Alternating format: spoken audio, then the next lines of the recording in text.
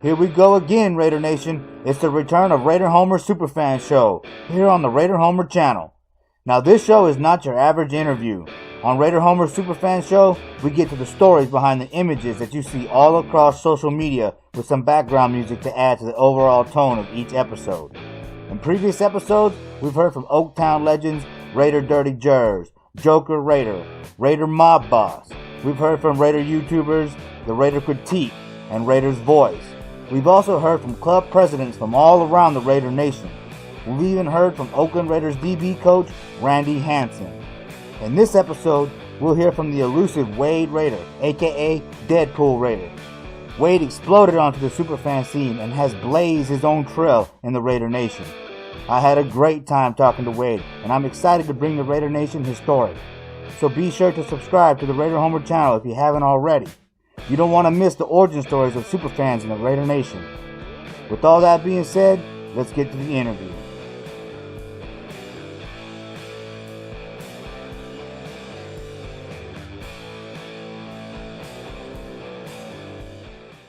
Hello, Raider Nation. Welcome back to the Raider Homer Superfan Show. I'm Raider Homer, and today we hear from the elusive Wade Raider, aka Deadpool Raider. How are you, Mr. Pool? Oh, hey, Homer. Oh, sorry, man. I turned my music down a little bit for you. Sorry about that. How's it going, man? It's going well, man. How are you doing? I'm doing good. That's cool, man. As I was just saying, man. It's been a while, man. Yeah. It's been a while. Yeah, dude. It's, we ran into each other a couple of times, like the first time I ever met you was in 2018 at the Chiefs game. And you took a picture with my daughter, right? And I'm thinking to myself, as I'm taking this picture, Deadpool with the X-Force colors, fucking genius, man. So, that's awesome, dude. Well, I appreciate that, man. I appreciate it. I've been a Deadpool fan for a while now, so it worked out really good. And it was nice meeting you and your daughter, too, man. I remember that day. Well, good time. It's always nice when people come up and ask for photographs. It's humbling by far. Yeah. We've met a couple of times, as I said, we met at TNBC, the second annual bash, and that's when I pitched you coming on the channel. And as I said, you're elusive, so it's been a long time coming. So you think you might make the third annual bash? Yeah, I'm going to try to do my best, man. I think Oso reached out to me, gave me a date, so I just got to get weekend situated and then make that happen. Him and Jake built a really nice crew down here. I started to see Jake go, but Oso's really built a nice club down here. It's a great place to watch games when I'm not in, at the time Oakland, but now I guess Vegas, huh? Yeah, onward to Vegas, That's a big move for the organization, but I think it's been a long time coming getting that stadium, Yeah, for sure. And I think the next time we met was at Ricky's when we met the third time? Oh yeah, man. I was so drunk, so I don't remember much of what was said, dude. So can you fill me in a little bit? I think that was the infamous police report story. Is that not correct? Like when wasn't that the Raider mask kind of got taken from you? Well, I almost got stabbed that night. That's for sure. I remember that. Oh, you got stabbed? Almost, get out of here! Almost. You figure it would have been Deadpool stabbing me, but no, it was somebody else. They didn't like my patch, my silver and black of Central Texas patch. It has the rockers above the shield, so it reminded the Hells Angels of a biker gang. So they didn't appreciate it. Nice. That's crazy. Yeah, you don't want to go down like that. No, not in Oaktown. Not at all. And so, we were at the Radisson, and that's when I got to take a look at the Deadpool mask, man. And that was pretty cool how the eyes were interchangeable. So where'd you get that mask?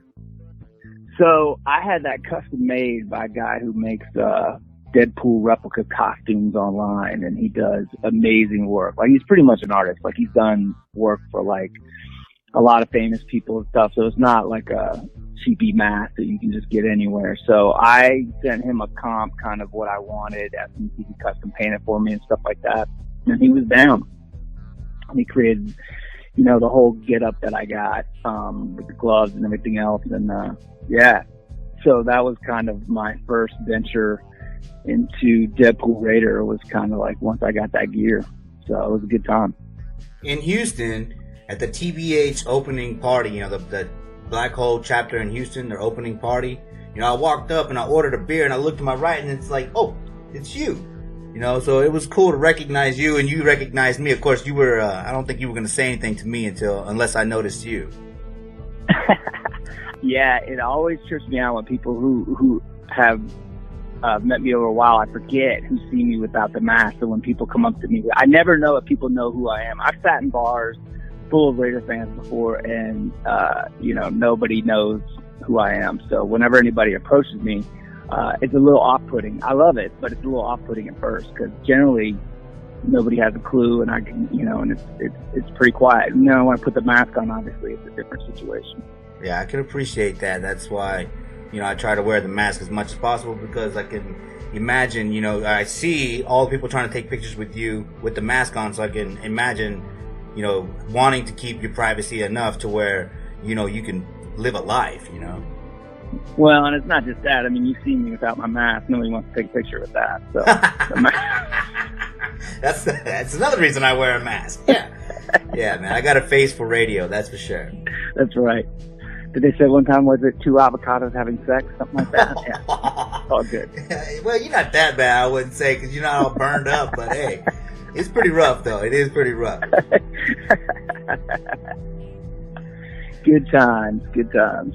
All right, cool, man. And that was the second time that I pitched you coming on the channel, man. So I've been begging you to come on this damn channel for a long time. So again, I appreciate it, man. So yeah, for sure. Yeah, the Raider Homer Superfan show is all about learning the origin of superfans, and you know, so I want to ask you, you know, let's start with, when did you become a Raider fan? So I was probably, man, I was pretty young. I was probably around 6 or 7 years old. And, I got a plastic helmet Raiders helmet out of a vending machine. And, I fell in love with the brand then. And then back then, you know, there wasn't DirecTV and ESPN and all these things that you could watch, you know, footballs in other places. Cause I wasn't in California. So, you know, the Raiders were in some championship games, even Super Bowl at the time. And, I was able to kind of, you know, fall in love with them that way, kind of watching that and the bad boy attitude, and just kind of appealed to me. And I mean, the silver and black was just something. So it always became like, when people ask me, wherever I live, who my favorite team was, I'd always say the Raiders. And then, you know, eventually I started getting stuff for, Christmas. My parents would give me Raider this or Raider that. And it just became, you know, the thing. So I never really, thought about liking another team, to be honest, and that's just kind of the way it happened. I guess you could say I was kind of a brand fan first, and then as I got older, I learned about the players. Well, I mean, there's nothing wrong with that, that's for sure. So, I mean, because, you know, that's what, I mean, we haven't been winning in a long time. We only have, one winning season since 2002, so I would assume that it's the Raider Nation that really, you know, sparked your love for the Raiders and kept it, you know, there, had provided a foundation. Would you agree with that? Actually, I would tell you that I really didn't understand or know the Raider Nation until my first Oakland game. Mainly because I didn't live in California, and for the longest time, you know, I couldn't afford to travel to go to games, or that was kind of out of the picture. And when I could finally, not a lot of people wanted to go to Oakland because of the horror stories they had heard before. So when they decided to go to, when it was announced they were moving to Vegas, I think in 2016, you know, I made it a plan that I was going to go, you know, to my first Raider game, which ended up being 2007. I think it was 2017 in Oakland. And because I'd been to Raider games before, but not in Oakland. So I didn't really experience the Raider Nation, and I really wasn't that hardcore into the Facebook scene or Instagram or anything like that as far as Raider Nation was concerned. But that has been the thing that has blown me away. It's just, I mean, the community that Raider Nation is. Like, I get offered to sleep on people's couches and their extra rooms and all kinds of stuff all over the country. You know, if I go to games or stuff, it's crazy. And then the friends I've made in Oakland, it's just been, so I think Raider Nation came later, but it's definitely what keeps me around now because it is just unbelievable. Yeah, I mean, we have some similar stories. You know, I've been a fan since 1990, but until 2006, I felt like the only Raider fan in Austin, Texas. You know, and then the Silver and Black of Central Texas came around. That's when I got my first experience of the Raider Nation, and we started traveling together. And now it's like a full-blown family where, you know, man, I don't know what to do without some of the people that I've met in this last year that I started the channel, you know, so. Yeah, it's crazy. Actually, you know, I would occasionally wear my Raider gear out if I didn't really represent. And then I worked with a guy who became a good friend of mine that is an Eagles fan, and he wore his gear all the time. Like, always had Eagle hats, Eagle stuff on. And I mean, you know, being that, you know, he wasn't in Philadelphia, it really inspired me that, you know, I really wasn't, this was before I even went to a game, I really wasn't repping like I should be. Like his team pride really kind of made me go, shit, I need to break out more of my stuff more often. So, I mean, now it's like every day for me. It's not even an issue. And what's great is even where I live, which is in Cali, I have people come up to me saying, "Oh, Raider Nation, yeah, what's up?" And we'll start conversations. And, you know, I've met a few different people, places and stuff. And it's really cool how many people will just come up to you when they see your hat or your shirt and start a conversation if they're a Raider fan as well. Yeah.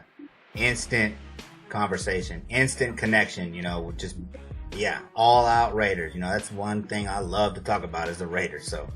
Oh yeah. That. Flying out of San Francisco, I'd come out wearing, you know, whether I was coming in or leaving, I'd always have my Raider hat or shirt or whatever on, and whether it was the TSA agent or the guy handling the bags or the person at the gate, there's always a Raider fan or a few in there. It was great. Yeah, it's always fun. Worldwide Raider Nation, one nation.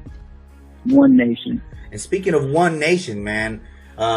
That night at Ricky's, you know, you were with Joker Raider, you know, and Joker Raider is a good friend of the channel. So talk a little bit about how you met him. Yeah, so Joker and I think it was, you know, the first couple years I was going in and just kind of to the games, and I think it was 2017, 2018, and meeting people. And I think 2018 I went to my first season opener. And that's really where I got to meet a lot of people. NorCal Rick came down, and he kind of showed me the ropes a little bit. And, you know, I just met a ton of people, and Joker was one of those folks. And he and I just kind of hit it off. I kind of liked his business mentality, things like that.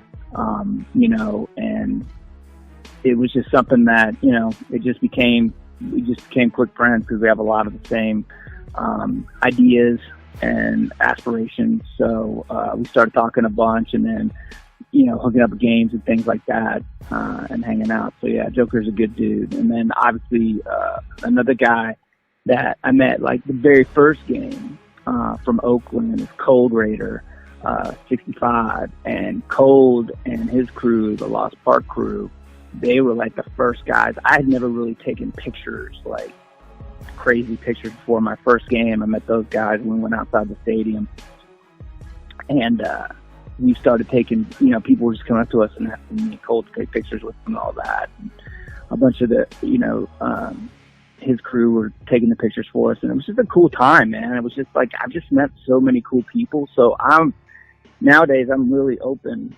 to just about everybody that approaches me because I've met so many cool people. I mean, we were just talking about Cali Mark earlier. I met him a couple times going in there. I met him, I think first was at the TNBC thing, and then later on in Oakland. But just so many good people, man. Just so many good people. Absolutely, dude. And so back to how you became a Raider fan and all that. Let's go ahead and find out who your favorite Raider is. I'd say Woodson's my favorite Raider, man. I just think on the field he had that bad boy attitude that we like to see from the Raiders, you know. I mean, we all know it was a fumble, but he just had that attitude. But then seeing how he's been able to really do commentary and things like he's doing on TV after that, he just brings a lot of pride to Raider Nation, I think. Just the way he carries himself. his business.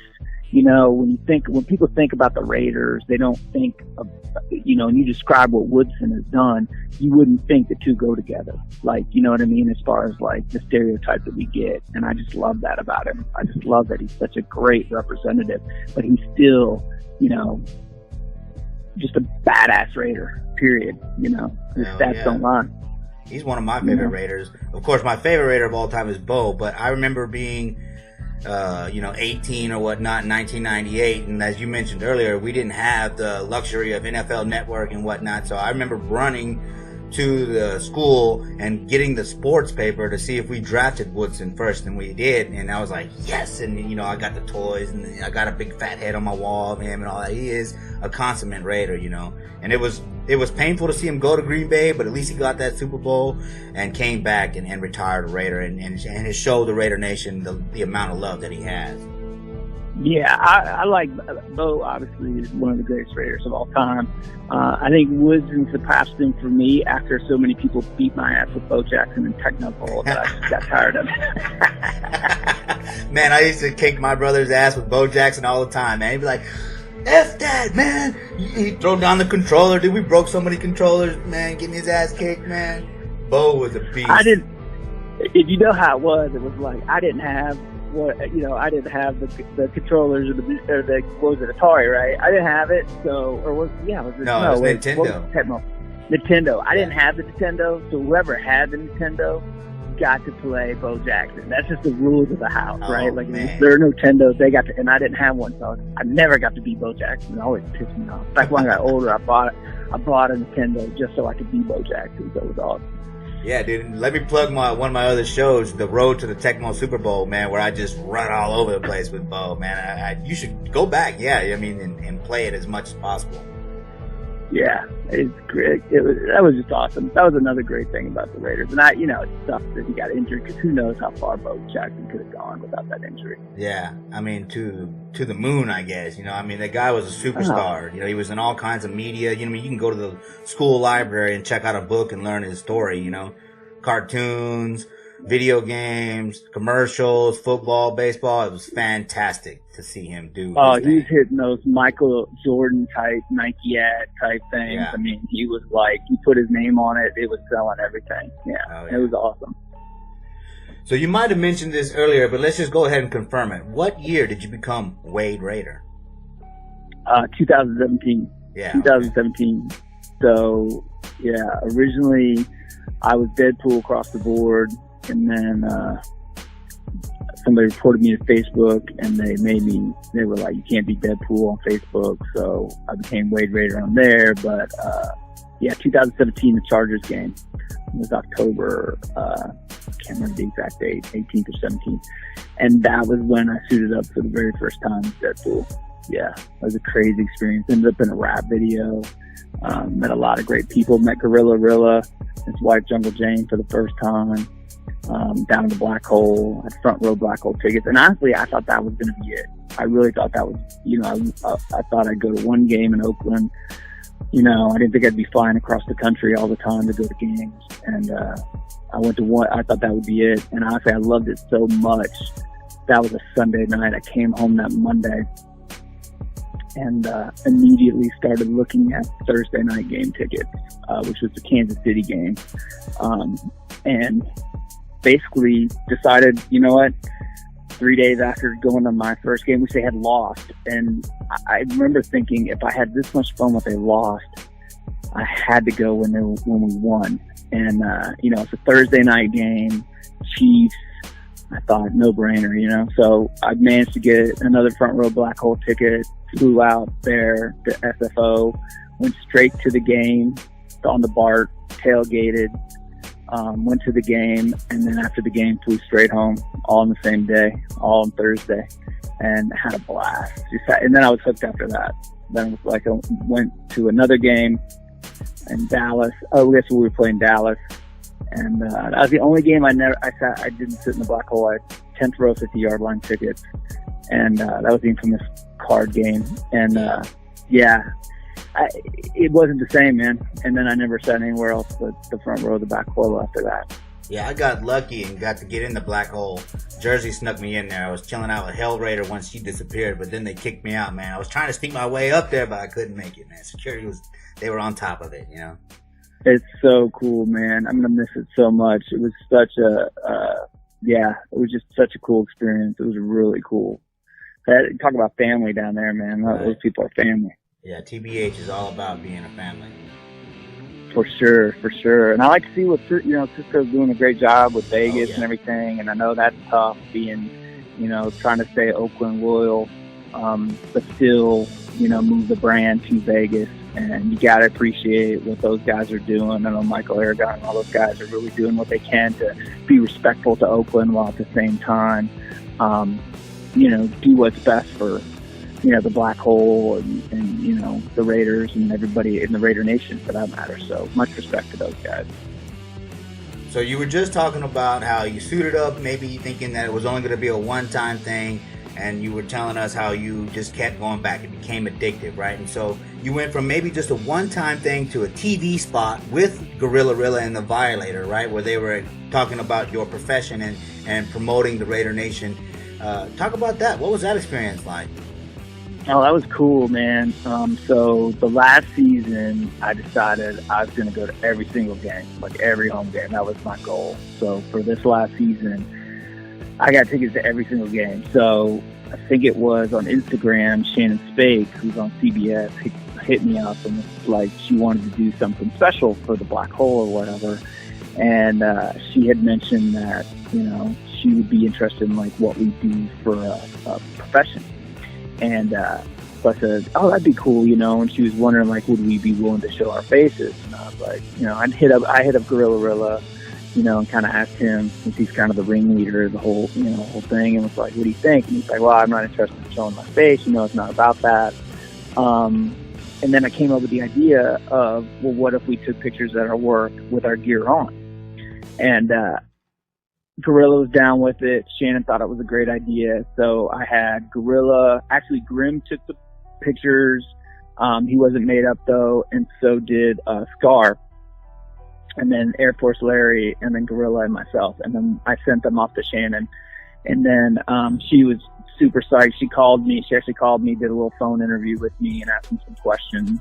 And then they were basically like, look, if we have time, depending on how the game flow is, we'll either have time for the segment or not. So there were no promises made or anything, but she came down before the game and gave us all like Fox NFL hats and stuff, and was just very appreciative. And it was just a very cool situation. I'd never really talked to anyone from the mainstream media like that. And she was so cool. And she was so interested in doing, the Black Hole right. Like, she made a point. Like, I remember one of the questions she asked me, she said, what do you call what you wear? Like, cause I don't want to call them costumes or anything like that, if that's not what you call them. And I said, we call them our gear, we use the word gear. So she makes a point of saying that. Actually, I think one of the commentators said something about Halloween and costumes. You can kind of hear her in the background trying to correct it and move past that, because she really wanted to show respect. That's what it was really about, was them showing respect to the Black Hole. And that was really cool. I mean, it was a really cool experience. So, and it was fun seeing those pictures up there. I bet, man. I mean, that's awesome, dude. And so, you're in some good company, right? With Gorilla Rilla and all them. So who inspired you to take the next step in your fandom and become a super fan? I think over the years, seeing Gorilla up there and Violator and everybody else, and I kind of was like, if I'm gonna go to Oakland and I'm not gonna know anybody, I went with my brother, and I was like, we're not gonna know anybody, like, what's the quickest way to make friends? Because I really thought I'd just get lost in the mix, and if I was only gonna go one time, I just wanted to go out with a bang, right? And so I knew I wanted to do the Deadpool thing, but I couldn't figure out how to do it. And then I finally, made that happen. And it was just like, I just remember Googling Raiders and seeing like, Gorilla Rilla and Violator and all those classic guys. And just being like, man, I just want to be a part of that. Like, I would love before they moved to Vegas, just to be, you know, part of that whole scene. But I knew it would be difficult me not living there, so I didn't have very high aspirations of how it was going to go down. But, you know, gave it my best shot, did what I could. The draft definitely helped. You know, when that all happened, that was like all by surprise, and that was amazing. That was cool. So yeah, touch on that. Tell us the Raider Nation about the draft story. Oh, the draft was a trip, man. So I'd actually gotten free tickets to the draft from work, and I went to the draft by myself. Brought my gear on Sunday, and didn't really I didn't have my mask on. I was just kind of walking on, but I had my jersey. And some guys from another club in Texas, in Arlington, had basically recognized me, and we started talking. And those guys were like, "Hey, you know, let's go down front. They're about to announce the Raider pick. We get on TV." And I was like, "Really? How do we get down front?" He was like, "Just put on your mask and let us down." And sure enough, we put on our masks, went down there. Security like just waved us through, and we got down there. And I probably was down there for three hours maybe. And a producer came up, and they were actually wanting the Skull guy, the Skull baby. I'm forgetting his name. I'll have to look it up. He's a really cool guy out of Arlington, Texas. And they were wanting him, and they said, "Hey, where's your buddy?" And he had already left. And I was like, "Oh, I think he left." And what was crazy was one of his buddies, because they wanted me to kind of hook up with them and watch some games, to give me his business card. So I called his business card, and I was like, "Hey, you know, it's Deadpool," which is always fun to say. And, you know, one of the producers came down asking about your friend, "Is he going to come back?" And they were like, "Oh, he's in the parking lot. Let me see if I can get a hold of him." So he ended up trying to get back in. He got caught at the gate. Like, I'm on the phone with the security guards. They're getting this guy in there. And then when they come down, they're like, "All right, well, you two, we want you to announce the 7th pick if it happens, because they could trade it or whatever." Yeah. And we were like, "Oh, okay, cool. So they said, "We'll come back. Stay right here. We'll come back about 20 minutes beforehand." And sure enough, man, they came and got us and took us backstage. And he and I were just sitting there. I think Carlos' his name. And we were just tripping. We couldn't believe it. Like, we were backstage, and we were like, you know, what is happening? This is insane. And they were after our names, writing them down on cards, and they put us in a line. And who was back there? There were a couple other guys back there. I was talking to who was it? He's a little short guy who used to play for the Jags. We played for the Raiders for a little bit. I can't remember his name. Something, right? I'm losing it. But anyway, yeah. I was talking to a few people, so we're like, you know, we're stargazing and stuff. And then next thing you know, they're like, "You're on after the Dolphin fans." And we were like, and they don't tell you, they didn't say anything. They were just like, you know, they were just like, gave us a card and said, "Here's what you need to say," and then you walk out there. So the Dolphin fans get done. And then we walk out there, and, you know, of course, people are booing, cheering, whatever is going on. You know, Dallas, Texas, so it's a mixed reaction. And I told the guy before, I told Carlos, I was like, "Look, I'll say the Welcome Raider Nation, do the first part, and then you can announce the guy's name." I was like, "Cool, let's do that." So that's kind of why you see I come up, say what I say, and then for some reason I moved to the back and kind of walked around him. I don't know. It all happened so fast. Like, none of it was planned. It was like, it happened really quick. And once you walk on that stage and all those people are there and they got camera guys in your faces, and you realize what's happening. Like, this is a dream come true. Like, this is like, you know, for both of us, we were like, we're representing the Raiders at the draft. We were like, this is crazy. Like, we were both, I'm surprised anything came out of my mouth at all. I think because I had the mask on, I could do it, you know, and I tried to memorize the words so I didn't have to, because you can't really see out of the mask. I didn't have to do it, but you kind of see me in the video dip my head down. So that's how unprofessional I really am. And, so I get done, and I said to the producer, I was like, "Hey, you know, is that going to be on TV?" And they go, "Well, this stuff usually doesn't make it to air. Hopefully one of your friends filmed it." And I was like, "Well, I don't really have anybody here to film it." You know, and she said, "Well, you guys did a good job. You know, I'm sure it'll pop up somewhere." And basically I went back to my truck, did a couple Facebook posts, and before I knew it, people were hitting me up going, man, you're everywhere. Like, you're on the web, you're everywhere. And it was pretty cool, man. It was a really cool moment, and one I will never forget, honestly. I mean, the fact that it was the Oakland Raiders makes it even that more special to me. So it was really cool. You know, and just a cool Raider Nation story, because honestly, I didn't know any of those guys before that day. So it's just a great example of how Raider Nation, we just kind of, you know, you meet somebody, and that same day it just turned out well. Yeah. I mean, you obviously have a lot of love for Oakland. So how did you feel about the Vegas move? Well, at first, I had family in Vegas. So at first, and I had never been to Oakland.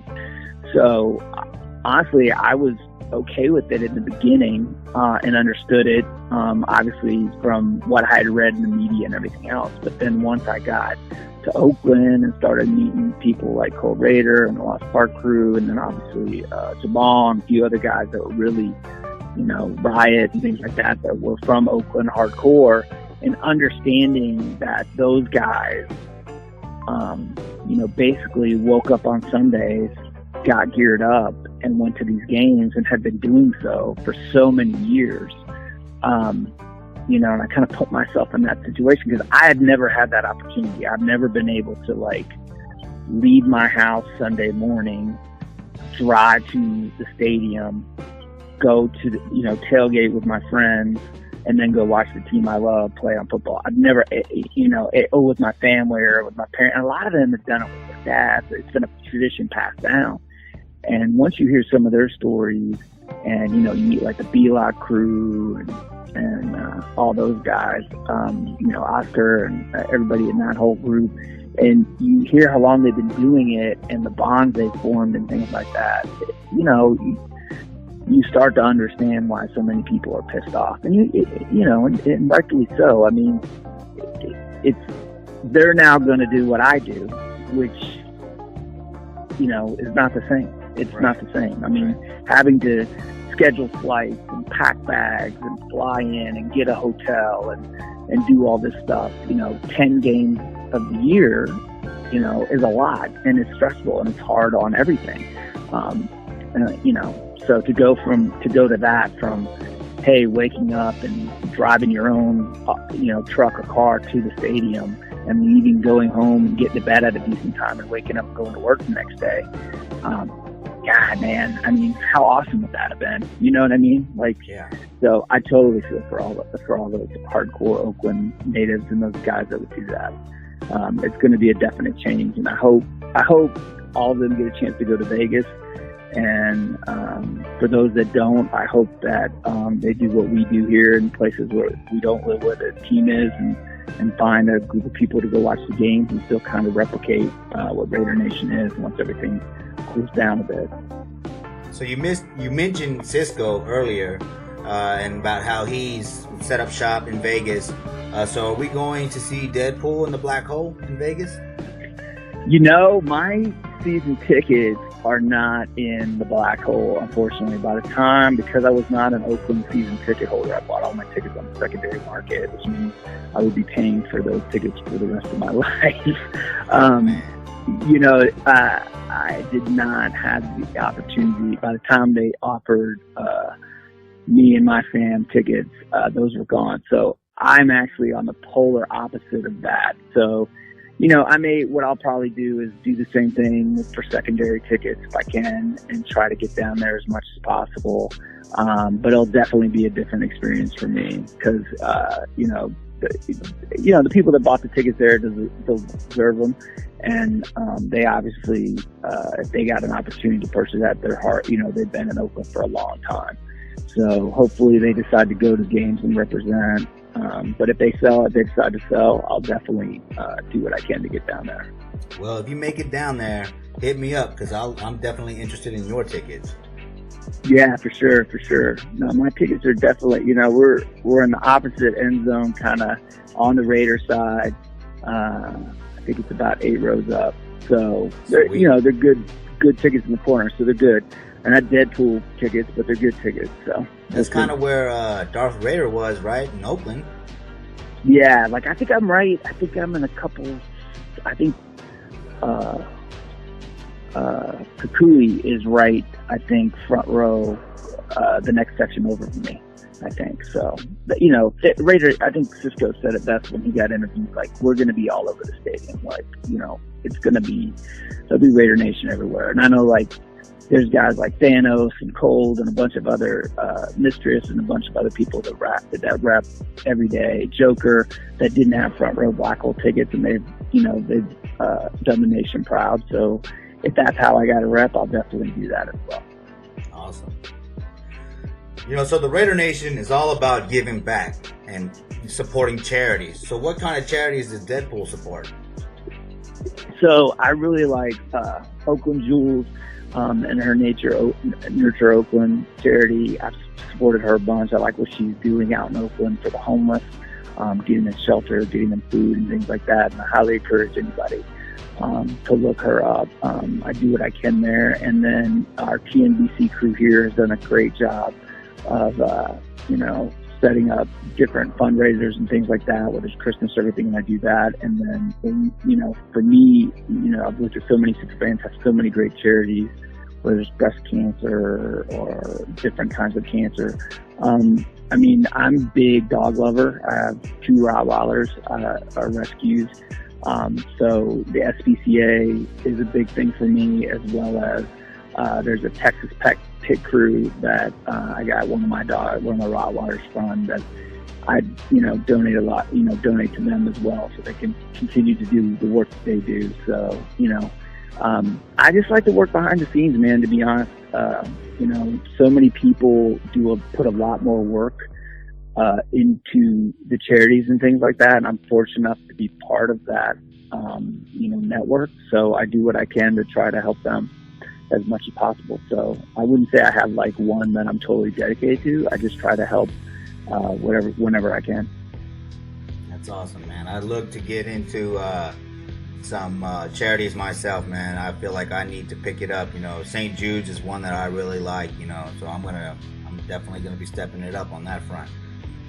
Yeah, for sure. And that's what's cool about it. There's so many people in the nation that have put so much work and are legit. Like, when you give them money, it's going to the right place. Right. That, to me, instead of making it difficult and starting my own thing and my own cause, and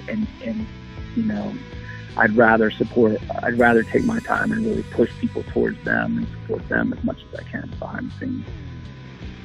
That's awesome, dude. So we talked about your draft appearance. That was just like one of the first times the Raider Nation saw you on a big scale, right? But you also made an ugly Raider Christmas sweater commercial. Talk about that, man.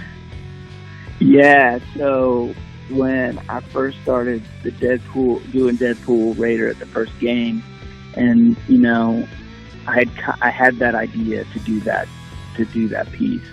And what I really wanted to do, because I didn't think I'd be able to go to, every game, is I really wanted to do everything I could to troll the Chiefs and other teams on the internet as much as I could. Deadpool's way of doing things, right? And what fits for the Deadpool character.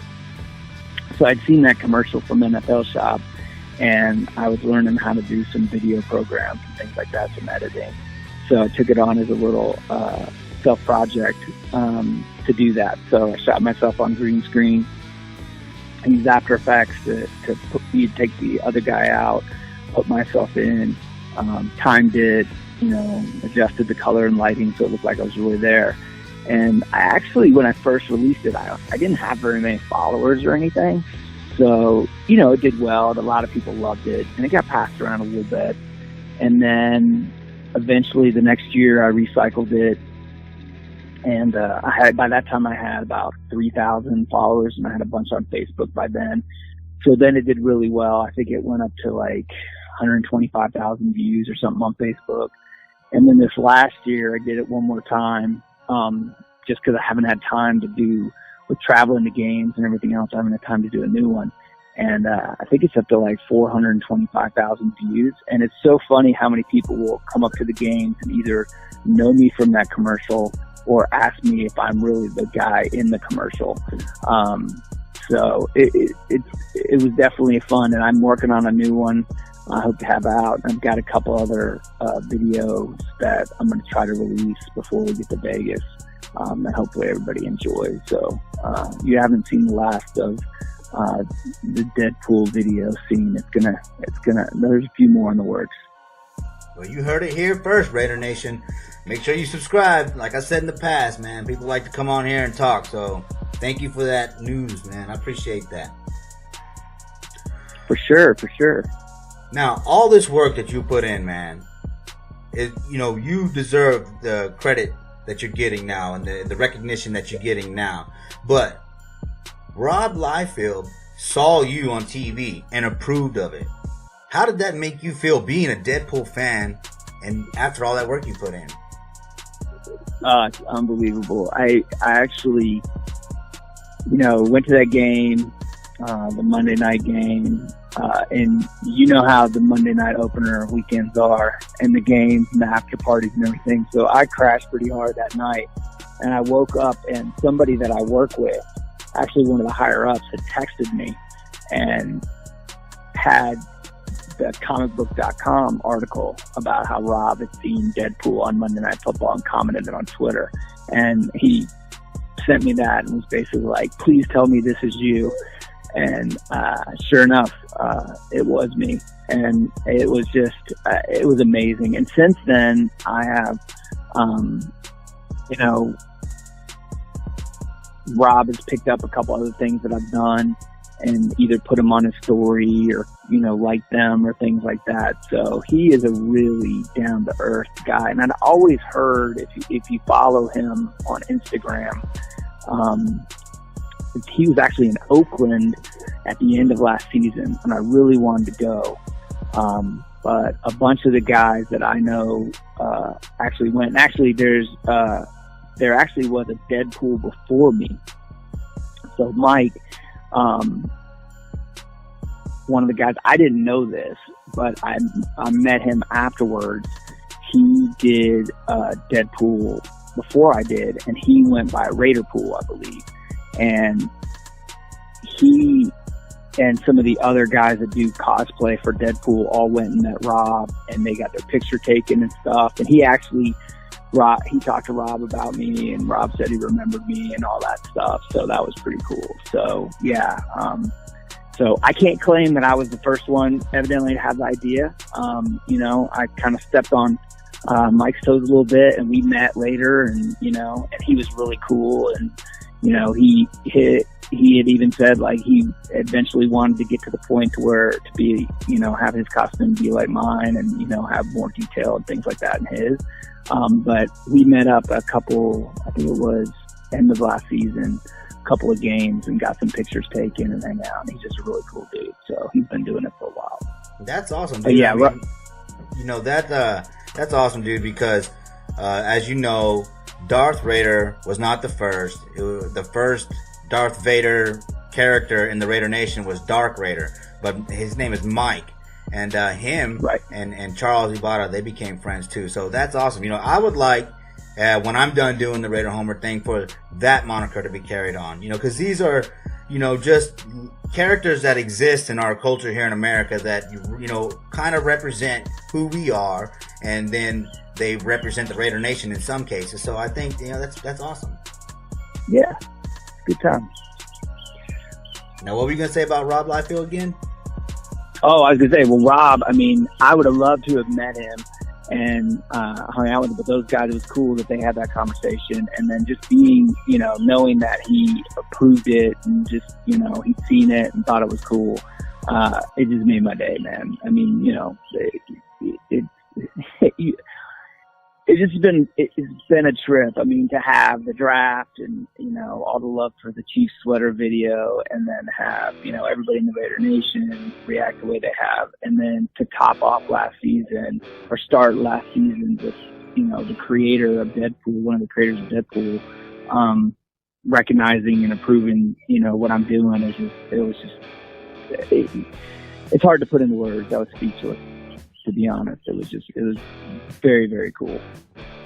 Well, luckily you don't have... Go ahead. I was going to say, now I need is Van City Reynolds himself to invite me in one of his movies or mention me, and I'll be complete. Yeah, that would be awesome, man. And luckily you don't have those tiny feet that Rob Liefeld draws, right? Exactly. All right, cool, man. Well, I appreciate you coming on the channel, dude. But before I let you go, tell the Raider Nation how to find you on social media. Yeah, so you can find me on Instagram at Deadpool Raider, as well as Twitter. You just do a search for Deadpool Raider. I got a page out there for that. And then Facebook, Wade Raider, although I think I'm hitting the 5,000 friend limit. So I'm going to have to go through that a little bit to add some more people. But if you DM me, and especially for me with Facebook, if you've got Raider gear on, that's like an instant win for me. So I don't have to do much. And if you're already friends with a bunch of people I know, there's a few key people that you're friends with, I pretty much accept you off the bat. If you don't have Raider gear on, it takes a little bit more, but yeah, any one of those places. And then you can go to deadpoolraider.com, and there's links for all my social media on there as well. All right, cool, man. I appreciate it, dude. Can't wait to hear from you in the future. Yeah, Homer, I appreciate it too, man. Thank you.